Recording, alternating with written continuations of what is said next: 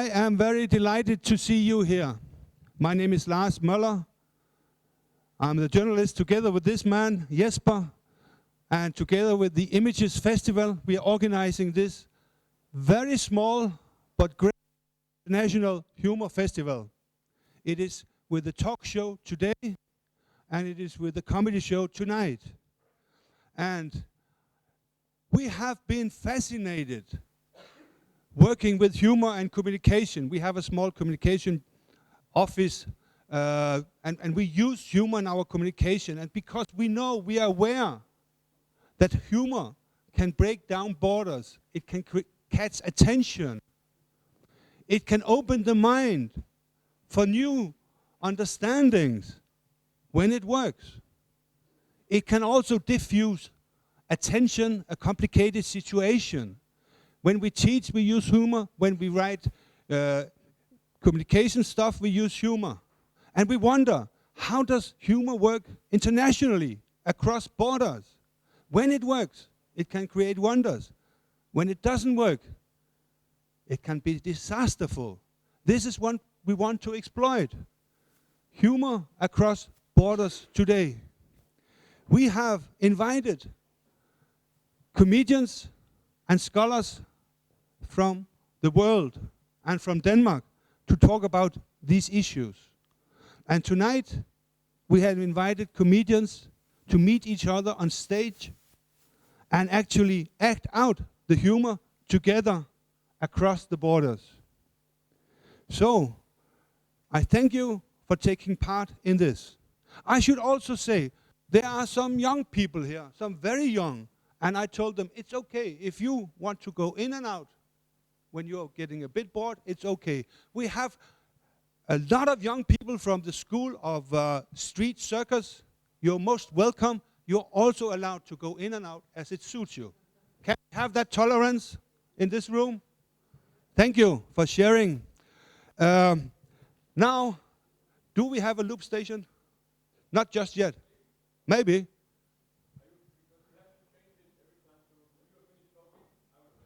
Okay, so first of all, let me introduce a humorist, a comedian from Aarhus with American roots and Dutch roots, Mr. Ocean van Vleck.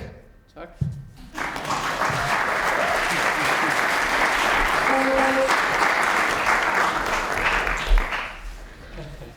Okay, then I should do my Japanese thing. It's your world. Okay. I don't need the mic, so I do a Japanese drama show from many years before Jesus was born. So it's a very old Japanese play. It's called The Last Samurai 2 without Tom Cruise. It goes like this.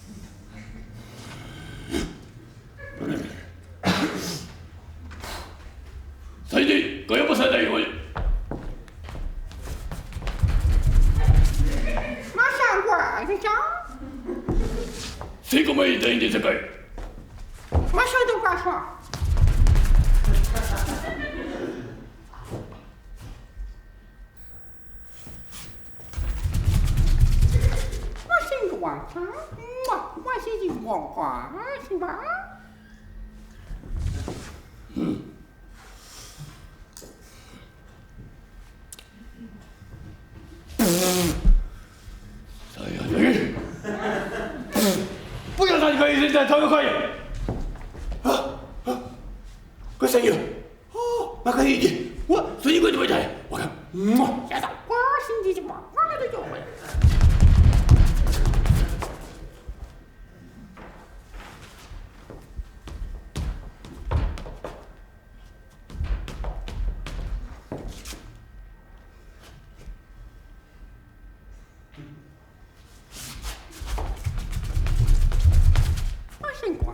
星星光光光，星星光光，是吧？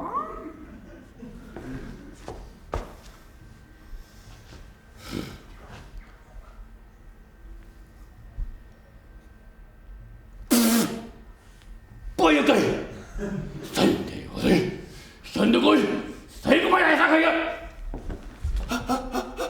不要再说着。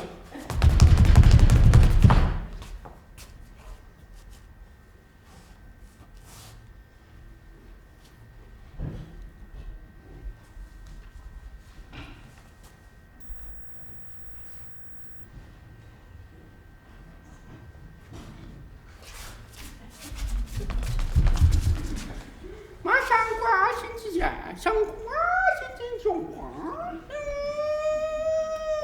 哇，神奇八卦的。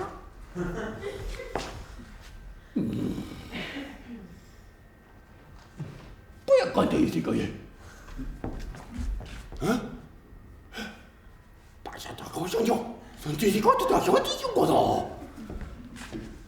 个有的有的。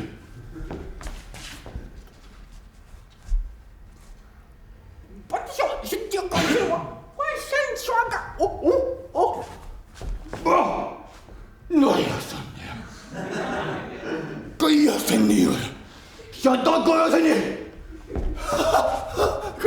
我要干你呀！不要他的，算你遇到鬼！哥呀他，那个不应该他也打了，那个他，哥呀他，买个呀，想当狗要是，买个家吧，是这样。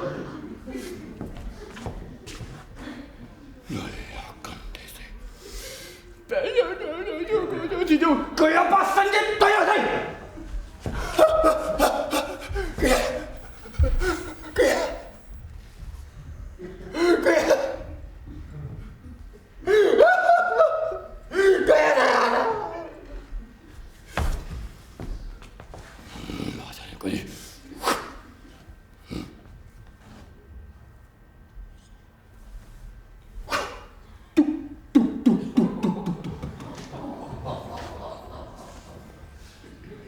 不要说你干有的事，说你干有没有的，不要说你搞的有的，不要再干了啊！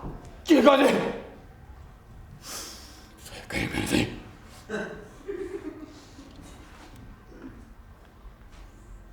干这个事。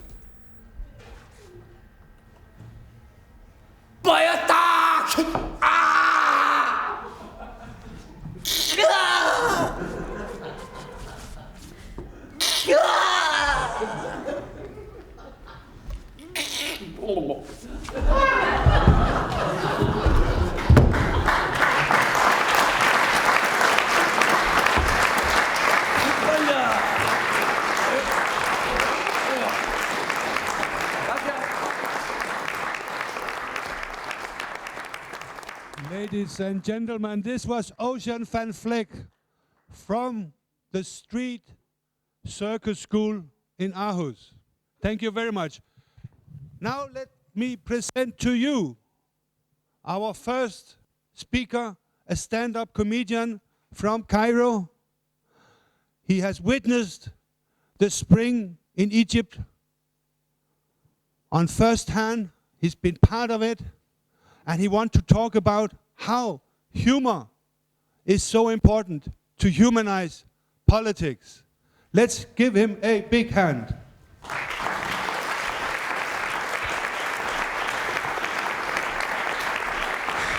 Hello, everyone. My name is Ahmed Al-Mujaddidi. I'm part-time stand-up comedian, full-time pediatrician, and I work and live in Egypt.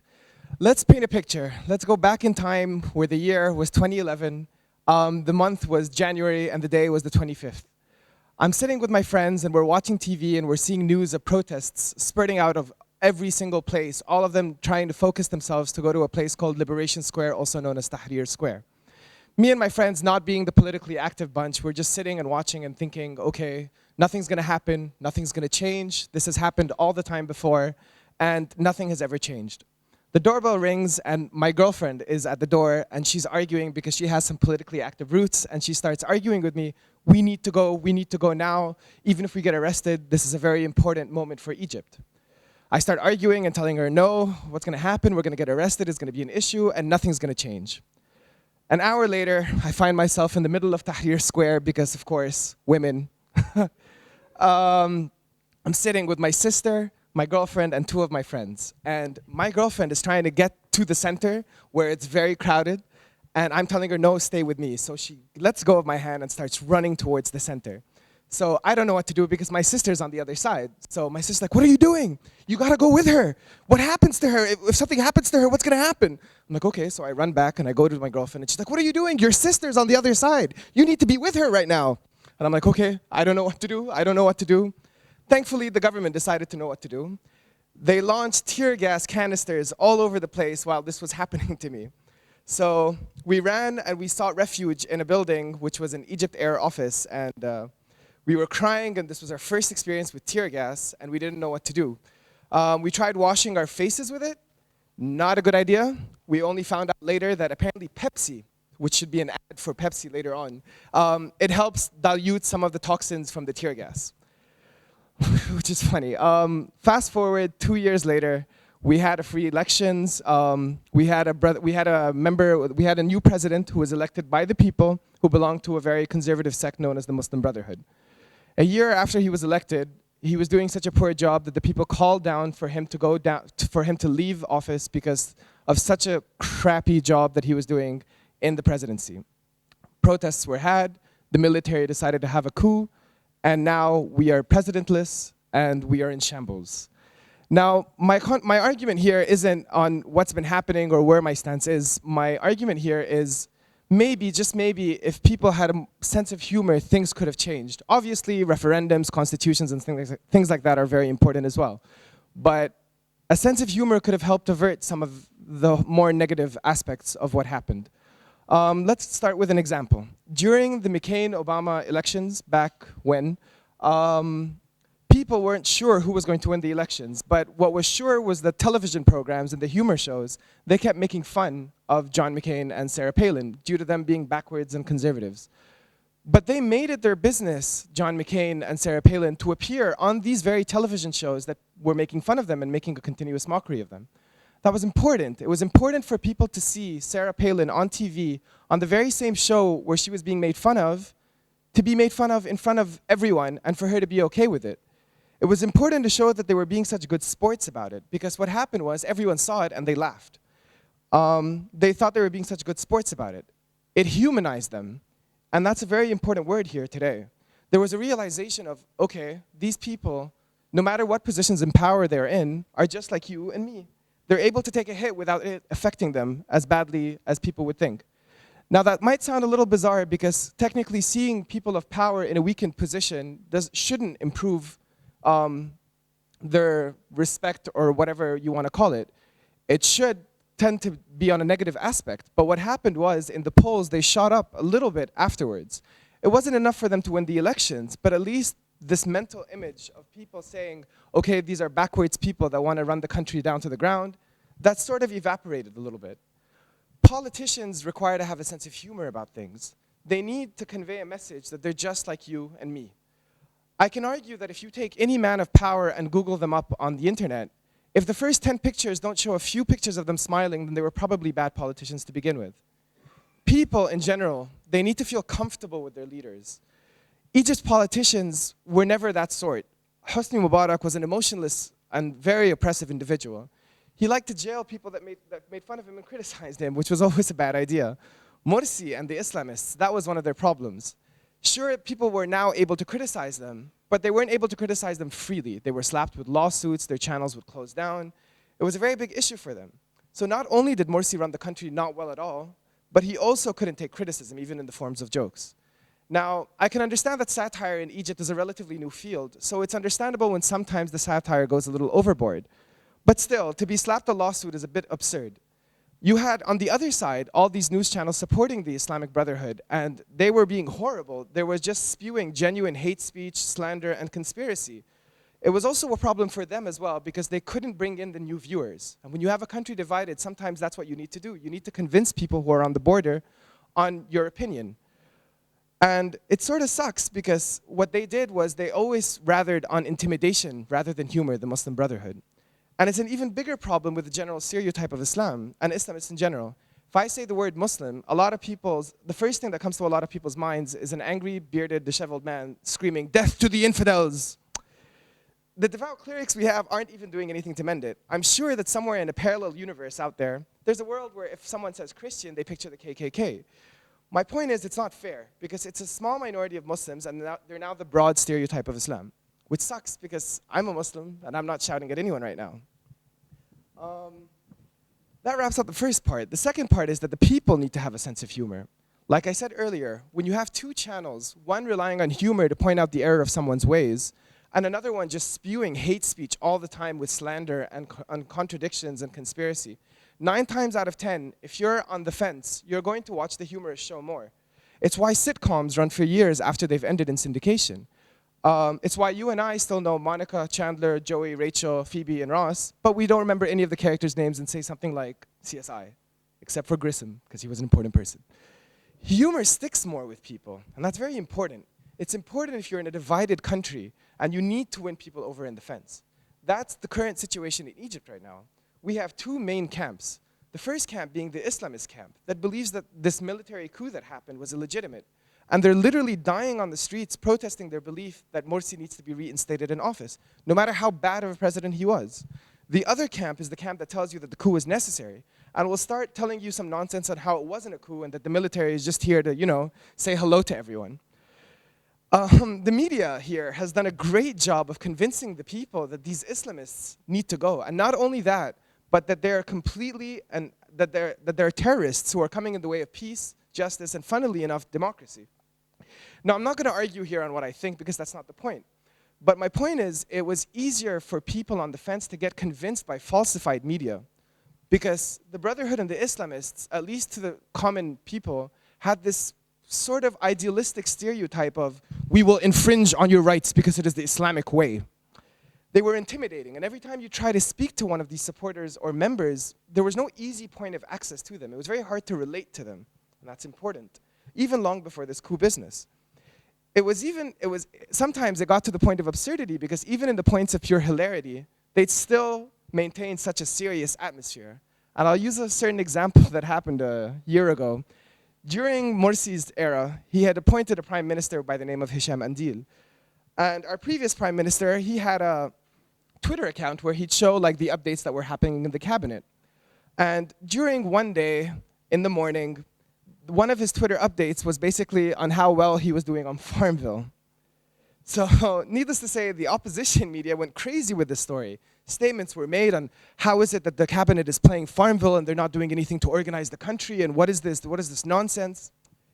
It was funny because at the end of the day, when you think about it, all the guy was doing was probably playing Farmville on an off day. Had he addressed it maybe in the next tweet by saying something humorous like, wow, learning how to run the country sure is easy now that I can run my digital farm, it would have been a different situation. But that didn't happen. What you had instead were the supporters still claiming this must be some sort of conspiracy to make us look bad. It must be something horrible that's happening, which was a retarded explanation for a very simple problem. A successful example of using humor were a group of conservative Salafi Muslims known as, they call themselves Salafi Costa. I don't know if you guys have a Costa coffee here. It's sort of like Starbucks. They call themselves Salafi Costa. It was a play on words because they were of a Salafi belief system, which is a very hardcore conservative Islamic sect. But they used to like hanging out at Costa Coffee. They uploaded these videos and started a Facebook campaign early on in the administration because they had the knowledge to know that their picture or the image of like a Salafi bearded Muslim in Egypt would probably get tarnished over the years. So what they did was they uploaded humorous, informative videos, and the most important aspect of all this is it humanized them. See, I told you it was a very important word. It told the world, or at least the Egyptian people, that it replaced the notion of, instead of, oh my God, all the Islamists want to do is take away my right to go to the beach in a bikini, and replaced it with, hey, listen, yeah, sure, maybe we're a little uncomfortable with what you're doing, but we're not going to stop you from doing it because it's not in our place. We need to live in an integrated society rather than a separatist society. The Brotherhood supporters needed to do this. Most importantly, the higher-ups in the Brotherhood needed to do this. They needed to find a way to humanize themselves in front of the world, because now they're stuck in a very bad situation that they can't get out of.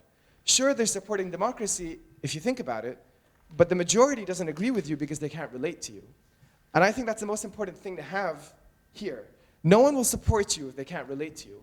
And sometimes in order to break those boundaries down, a sense of humor or a joke might help ease and serve as some sort of an icebreaker. So here's my advice to any aspiring politician. Laugh a little bit, and I'm sure you'll get to where you need to go. Thank you.